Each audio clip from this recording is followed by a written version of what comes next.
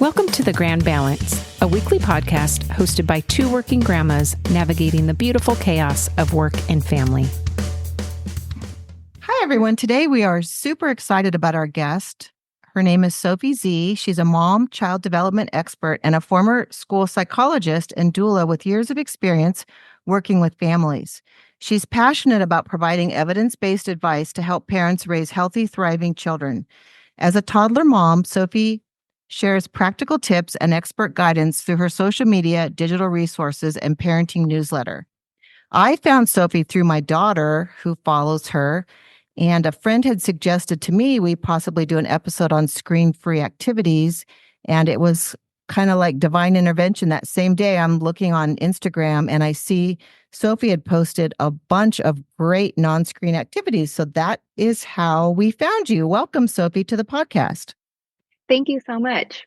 So I'm excited about today because you were mentioning you have a child that I believe is 18 months, you said? Yeah, that's right.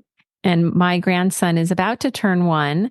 And on a previous podcast, I was saying, I want to make sure I have enough to do every day. And I was Googling, which I thought was silly. But then, somebody like you comes along and says, here's actually what you can do every day without putting them on the screen. So I'm excited to hear all the tips and ideas for those of us that share your philosophy about trying not to leverage screen time or, use it as a crutch. Or children who are the parents that share the philosophy as well. What decided to make you a screen-free mom, Sophie?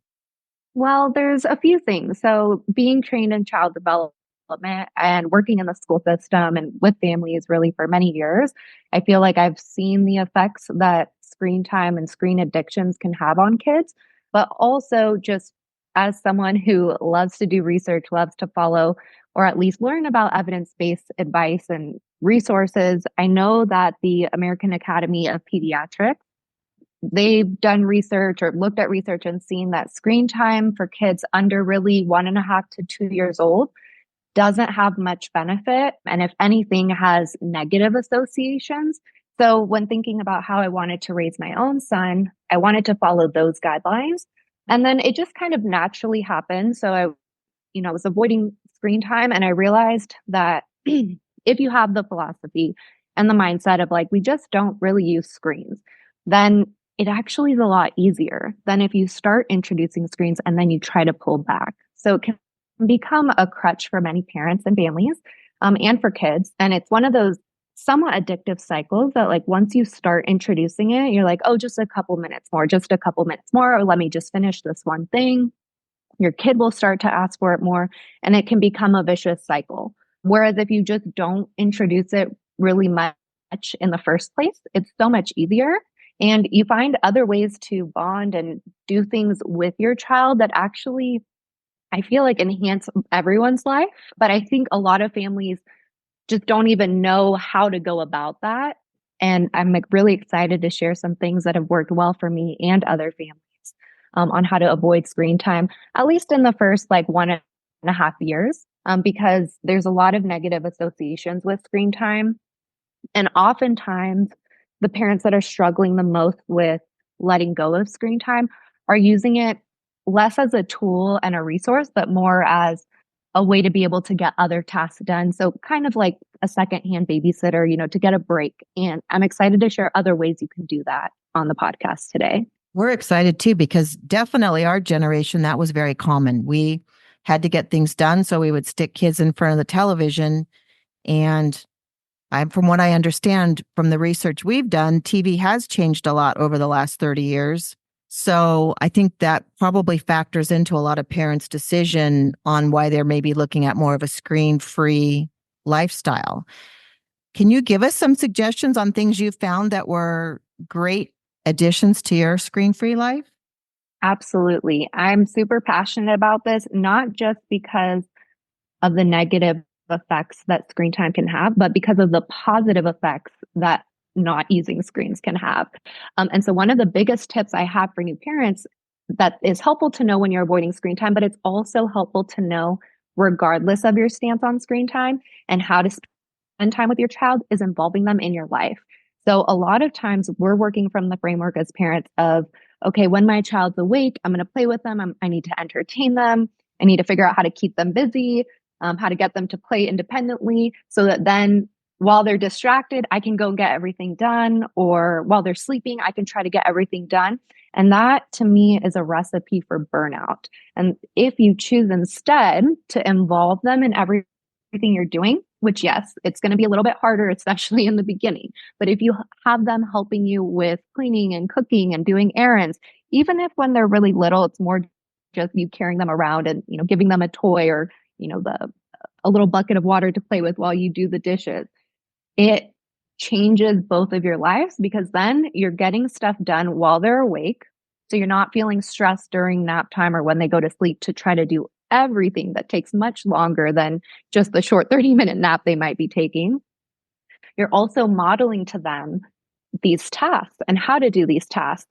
And you're modeling to them as well that this is something that is for them too. So they're learning to be helpful.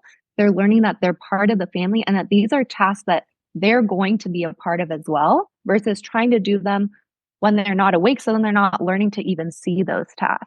And you can start doing this as early as possible. With baby wearing is super helpful when they're really little to carry them around. There's also hip carriers that I started using, I think, when my son was around 8 months old. And I wish I started sooner because they feel like you're just carrying them normally and it takes so much weight off of your back and hips. But there are many ways you can carry your kid around before they're really able to help. And then I want to say around like 10 months old is when my son really started to show more of an interest in like actively participating. So he would want to push the buttons on the washing machine or want to help pull the silverware out of the dishwasher. So if they feel like this is just what we do, right? This is what humans do, because that's what they learn by watching you. Then you're able to actually get stuff done and you're passing time as well. So you're not really struggling to figure out what more activities do I fit in the day. And these are developmentally great and educational activities for them to be participating in as well. So you're getting stuff done, you're teaching them how to be helpful, you're teaching them about chores. I mean, once I started implementing this in my life and once other families do this, your day completely changes and you start to experience less of what do I do? I'm running out of activities to do. There's so much time left before they go to sleep, and more of, oh my gosh, we're running out of time to do things because you're spending your day doing the things that you feel like you need to do as a functioning human being. So that makes me feel so much better. So even today, my grandson's going to be turning 1. So we're preparing for his first birthday and I'm watching him today. I did a Costco run with him. We had to go to CVS to pick up pictures and poster board. I had to go to Vaughn's for the things I couldn't get at Costco. And he was with me the whole time. And I prepared it, planned it right around his nap. So he had a lot of energy. And he seemed to love it. When we're walking through Costco, he's waving at people. I'm telling him about everything that I'm buying and, all of that. So it makes me feel a little better that you're saying that, because I have a little guilt when I do run errands and things like that, that it's taking away from his development or fun time, like at the park or other, things that we could be doing that are more for playtime, kid time kind of stuff. I love your take on it, reducing the stress, because I know new moms have so much on their plate. And I love your take on just not having to stress out trying to get 100% of your day done during nap time, which may or may not happen with regularity. Absolutely. And I think this is what you guys are talking about is one of the biggest issues is the mindset that people are kind of thinking like, well, adult chores are boring. Adult errands are boring for adults, right? Like they're mundane. They're things we have to do. But for kids, adult things are play and it's fun for them. Like for them, these are the first times they're seeing most of these things. And to them, it's not, oh, we have to go to Costco to get these things. It's, oh, we're going somewhere, maybe new, maybe not, but we're going somewhere where there's new things. It's a new environment. There's new people and they're getting to learn how adults live life, right? Because life is not just being on the playground, being at home, playing with toys. That play like that is part of life, but so are errands and chores and cooking and running a household. And for kids, it's fun for them to do those things. It's fun for them to see how the world works. If you've been around kids, you see that as they grow up, like they want to copy everything that adults are doing. And if you remember being a kid, you remember thinking, I can't wait to be an adult. Little did we know all the Adulting's not that fun. responsibility, right? But just kind of changing that perspective. And not only does that reduce guilt for moms, but it's actually better for them to see all these things. You're teaching them more than just the playground and the toys, which are important. But in my opinion, it's actually more important for them to see what real life looks like, and it's fun for them too. So for the best kind of saying to remember for this is that for kids, adult work is play. And does it help create a sense of independence or responsibility when you're saying, okay, we have these chores to do, or you have to pick up after yourself and things like that? I mean, does it help them not be like an entitled child who doesn't think they ever have to do anything? Chores are so important for kids. There have been studies for kids really even older, not just the baby and toddler stage. But one of the biggest predictors of success in adults is having chores as a child, because it gives you a sense of responsibility, a sense of purpose, a sense of contribution. Children like to feel like they're helpful. And really, the sooner you can take advantage of that and foster that, the better. It's actually worse for them if you're constantly telling them, hold on, mommy needs to take care of this, like go do something else, because you're teaching them then that helping and chores and cooking and cleaning is not for them. And if you wait then until they're toddlers or older, where you're like, okay, now you have to do these things. These are chores that you have to do instead of what you've always been doing, which is playing and, getting a break and not seeing all of this. It's better for them to grow up seeing that this is what you do, how to do it. They're familiar with it, and then they want to help. And you're helping them to be reinforced by helping, because when they ask to help, you're not telling them no. You're giving them positive reinforcement for that. You're saying, oh, you want to help? Okay, here's, a safe way to help. And yes, when they're babies and they're toddlers, is it really helping you? Probably not. It's probably making things a little harder, a little slower, a little messier. However, the flip side to that is you actually get stuff done and you're passing time. And eventually, with practice, they will learn how to do that and actually be helpful. Yeah, it sounds like you're laying the path of success early on so that they're already used to being a participant in the everyday chores and activities. Yeah, and you're making it, again, just part of life, part of what we do. You're modeling to them that that's what adults do. And so it doesn't become this battle of like, clean up your toys. My son is 1.5 years now, and he will clean up his toys either unprompted or by me just saying, okay, it's time to clean up. There's no fighting, there's no meltdowns, because I've modeled that to him. As an adult myself, I always clean up. That's just how I am. But also I've modeled that to him with his toys, not just all of our stuff, but his. Once we're done playing with something, we put it away. When he was a baby, it was more him watching me and be like, okay, before we move on, just sit here, baby, like watch me put stuff away. And now he does it on his own. And sometimes I'll help him too. Especially at this younger age, you don't want to make it seem like something negative or forced. It's just something that we do. And that's what they learn. I love the mindset. Now to the fun stuff. Do you have any suggestions as far as specific toys that do get kids away from the screen that keep their attention? Cooking, cleaning, chores, errands aside, there's so many great things you can do with your kid. And I will talk about toys, but I don't want to miss out on talking about the importance of spending time outside. Because another thing I've noticed with my son and just with kids in general is if anybody is cranky or having a hard time, getting outside just makes parenting so much easier in 90% of the situations. So whether that's just going for a walk around the block, going to the park, going out somewhere in nature, going to see some animals, just getting outside with fresh air and sun. So this doesn't mean errands indoors, but really the sun and fresh air. Spending as much time as you can outside is so much better for everyone and relaxing, and it's healthy for them too to get that sun and fresh air.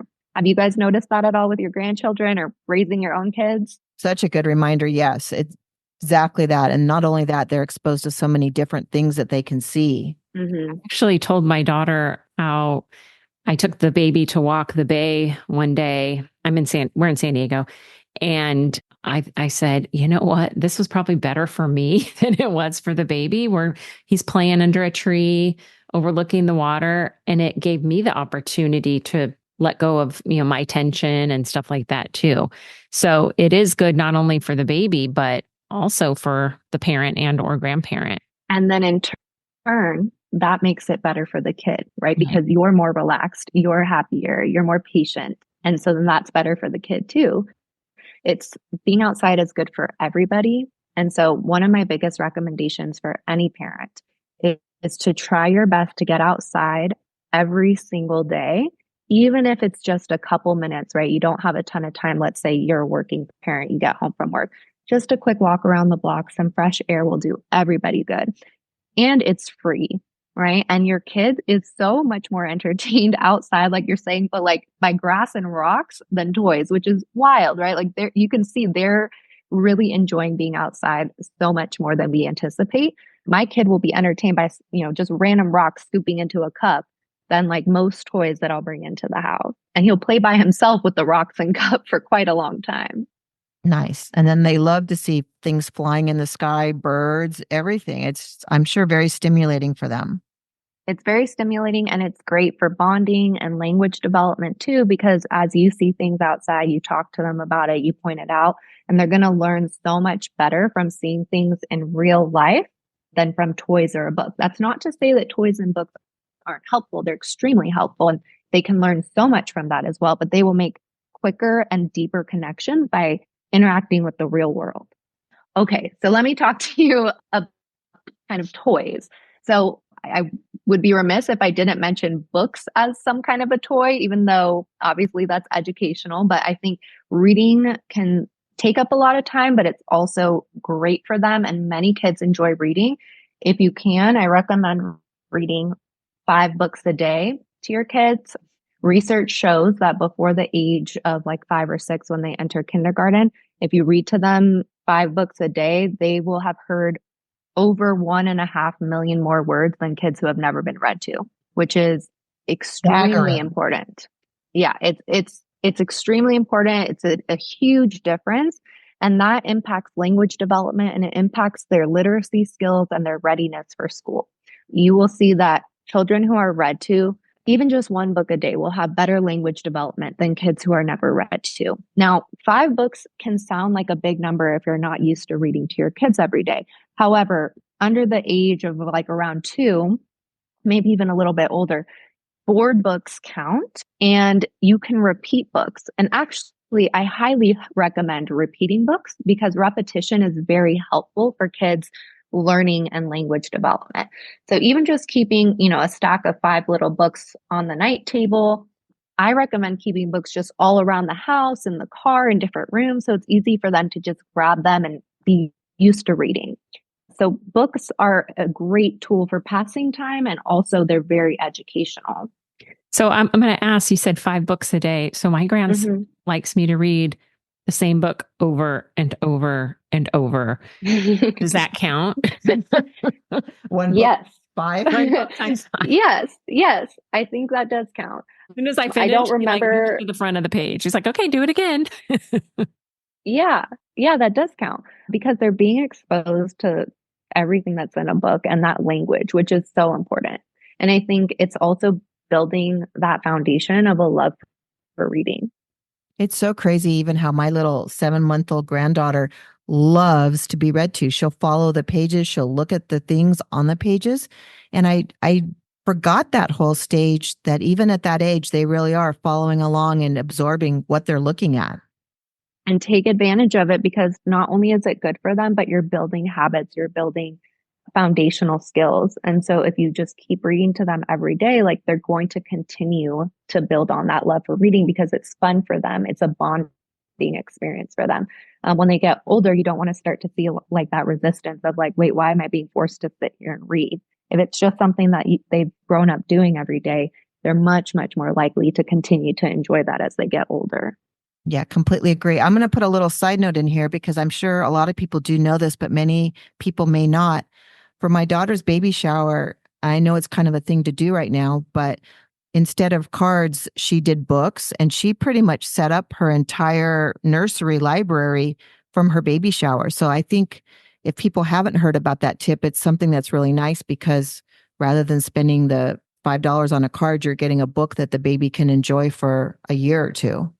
And my daughter did the same thing. And what I enjoy about it is when I open a book to read to my grandson, there's always an inscription or something to the baby from whoever sent it, like a nice letter, well wishes, or how much they love the baby or the family. And it's just nice to read and see that love being shared too. Yeah, I love that as well.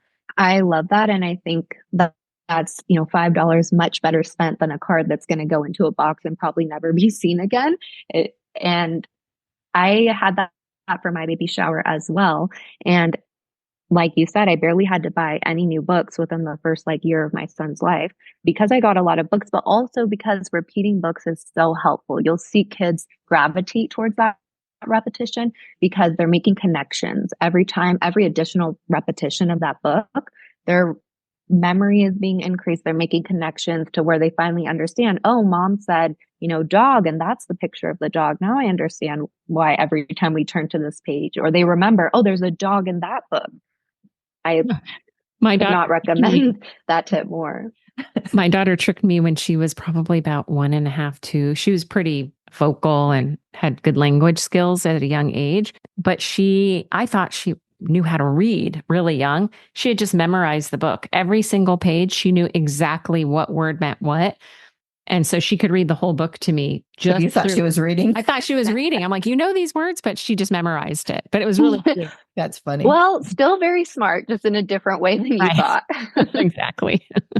So now back to your original question, because I know you've been asking about toys. So I had to get a couple things out of the way that are great for, passing time and play. But in terms of toys, one of my biggest tips is to try to get open-ended toys. And that means it's a toy that's not meant to function just in one specific way, but that they can use in many ways, especially as they get older. And so, yes, absolutely. So one example would be something like blocks, right? There's not one specific way to use blocks. They can build different things with it. They can play pretend with blocks in certain ways, depending on the blocks you have.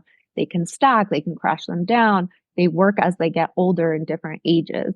When they're little, if you have colored blocks, they can learn colors with it. It's basically toys that they can be creative with versus toys that are meant to serve one purpose. And a lot of toys that are not open-ended tend to be more electronic, digital toys, right? Where the kid is not interacting as much with the toy. They're just maybe pressing a button and watching the lights go off.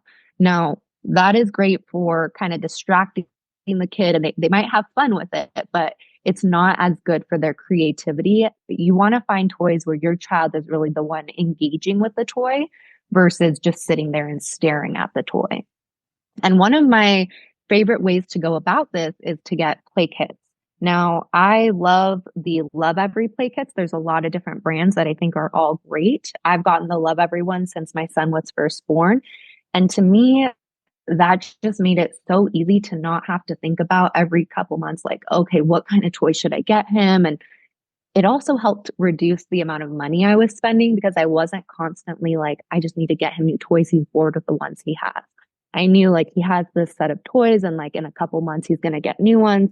Yeah, if I saw something really great at the store that I really wanted for him, I'd order it or buy it. But for the most part, I was able to just stick with the play kits.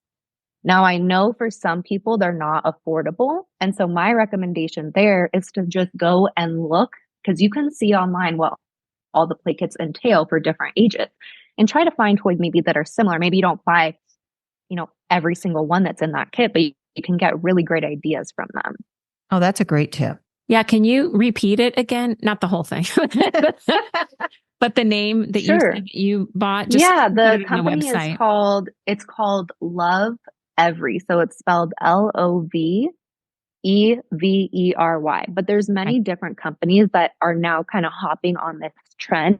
And I feel like it's kind of this Montessori play-based style trend where you have a lot of usually wooden types of toys that are very open-ended, and they're meant to meet your child's stage of development. So a lot of them, like Love Every, will send you in the first year a kit of toys every like 2 months or so. And this kind of also plays into the idea of toy rotations. Have you guys heard of toy rotations? I'm not. I have. But Okay. Sherry knows everything. I don't know. I know nothing. Well, they're very Sure. popular. It's a newer thing.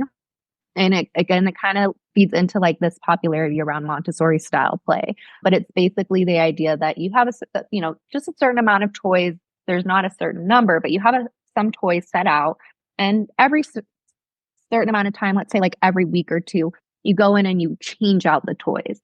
And I am a big advocate for this, but not so much in the way that I see it happening on social media, where people are kind of making it this whole like new job and task that you have as a parent, where every week you have to like take out a bin and curate your own play kit again and like change them out. I think that is unnecessary. And I think that also you might be too frequently changing out your child's toys. Again, repetition is important for them. But the way I do it is basically anytime I feel like, okay, my son's kind of bored with these, or I'm kind of bored with these, I'll just put some away and bring some other toys out.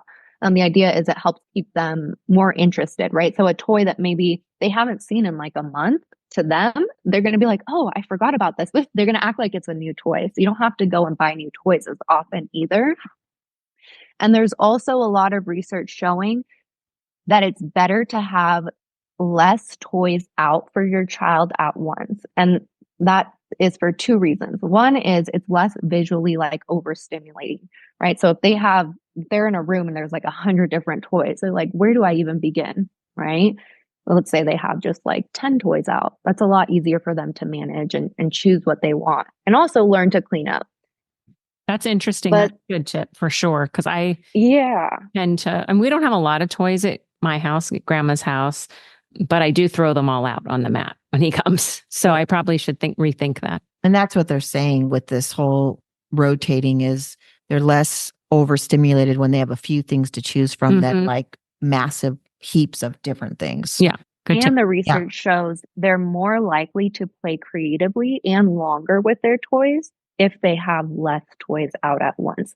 So, the idea is you probably actually need less toys than you think. And I don't think that this means like throw all your other toys away. It's just store them away. And, some people take the toy rotations a little too seriously, in my opinion. Like they'll take them and they're like, my kid does not have access to these toys right now. Like you can only access these 6 toys that I put out. Again, I take a little bit of a different approach. I have just like this shelving unit with bins, and that my son, like at this age, can't really pull the bins out himself. So the toys, all of his toys are in there, and he can ask for them, or, we can take them out.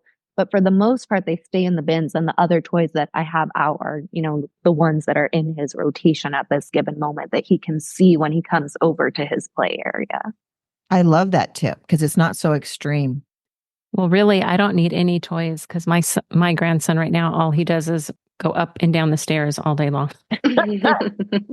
That just burns all of his energy. And then he wants to sit and read.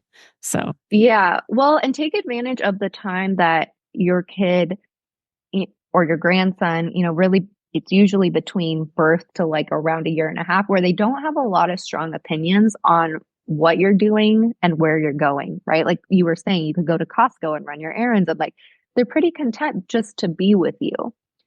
As you both know from having your own kids, there does come an age pretty soon after that where they have very strong opinions about this is boring. I don't want to be here. Let's leave the store. I want to go outside. I want to go to the farm. So for parents that have kids under like 1.5 years, do take advantage if you can of going and running your errands with them and doing things that you want with them. I know it's not always easy, as easy as if they were at home and you were running your errands by yourself, but it's good for them. And also it allows you to get stuff done. Yeah, that makes so much sense. So I have a question that's not toy related. I saw you posted something about saying no and what it means to say no. My grandson at 9 months, he understood what no was. So if we put him up against a fireplace, it wasn't even heated yet at the time, but I wanted him to know like that's going to be hot. I'd say no, and he wouldn't touch it. If he went to the dog bowl, I'd say no, and he wouldn't touch it. Now, when I say no, this is 3 months later, he just looks at me and does it anyway. So can you talk a little bit about your philosophy on no, and is this normal for them to like get it and then to kind of be a little defiant? Absolutely normal. Very frustrating as a parent because it adds more work and stress to your plate.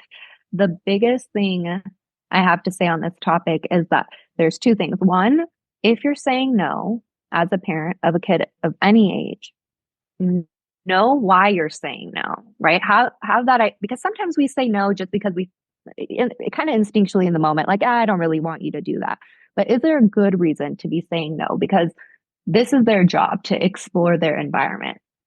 But the more important half of this is knowing why you're saying no, because you better enforce that no. If you don't hold the boundary, which that's our job as caregivers to hold the boundary, they will learn that no doesn't really mean anything, right? Because if no sometimes means no and sometimes means mom or grandma just said that, but I'm still doing it, why would they listen? A kid's job is to discover and push boundaries. Their job is to explore the world and to figure out where the boundaries are. And our job as caregivers is to show them where those boundaries are. So if you say, no, don't touch the dog bowl, but they're in it, and then you decide, well, I guess they're fine in the dog bowl. It's not that big of a deal. Or you're feeling lazy. You don't want to go over there and deal with the meltdown or walking over there. Well, then they just learn that it didn't really matter that you said no. So it's hard for parents, but being a good caregiver and helping your child learn what no means that you have to have the self-discipline to enforce the boundaries and discipline them. And that doesn't mean you have to be over the top about it or yell, but they went to the dog bowl, you said no, they continued, you got to get up, you go over there and say, maybe tell them why we don't touch the dog bowl. Like, oh, we don't touch the dog bowl, the water's dirty. And then you got to pick them up and move them because they didn't listen. And then if they go back, you got to pick them up and move them again because you're telling them that's something we don't do. Then it has to mean we never do that.